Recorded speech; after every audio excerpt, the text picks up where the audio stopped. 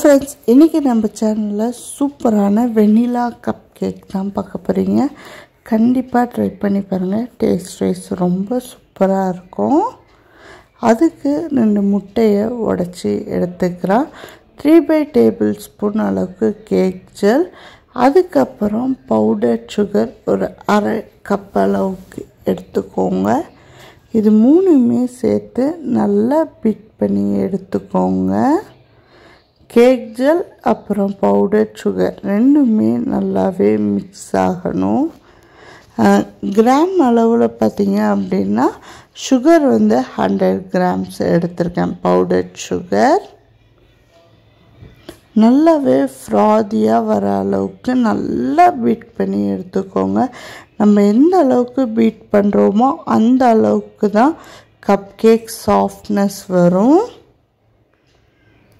இப்போ ஓரளவுக்கு பீட் பண்ணி எடுத்தாச்சு.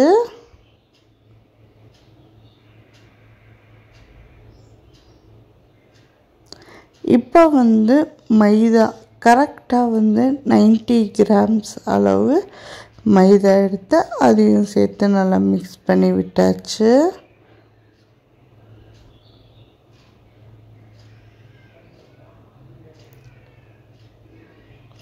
இது கூட 1/4 teaspoon milk essence, 1/4 teaspoon vanilla essence add பண்ணிக்கோங்க. 2மே ஆட் பண்ணி ஸ்பேச்சுலா வச்சு மிக்ஸ் பண்ணி விட்டுக்கோங்க.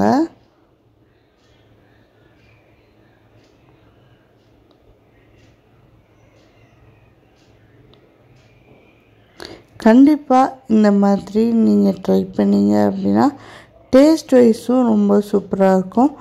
2 எக்குக்கு 2 டேபிள் ஸ்பூன் ஆயில் ஆட் பண்ணணும். 30 ml ஆஃப் ஆயில் ஆட் பண்ணியிருக்கேன்.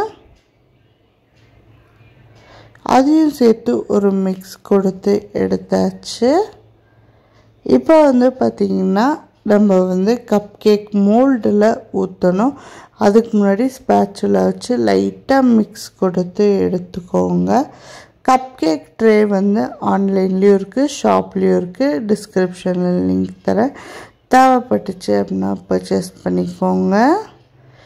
இப்போ அந்த கப் கேக் மோல்டில் ஃபுல்லாகிற அளவுக்கு ஊற்றக்கூடாது.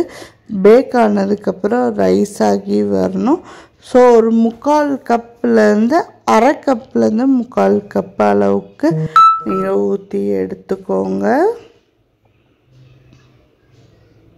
இப்போ 180 டிகிரி 10 மினிட்ஸ் ப்ரீ ஹீட் ஆன அவரில் வச்சு ஒரு 15 to 20 மினிட்ஸ் பேக் பண்ணி எடுத்திங்கன்னா சூப்பரான கப் கேக் ரெடி. கண்டிப்பாக ட்ரை பண்ணி பாருங்கள். குழந்தைங்க எல்லாருமே விரும்பி சாப்பிடுவாங்க. ரொம்ப டேஸ்ட்டாக இருக்கும். தேங்க்யூ.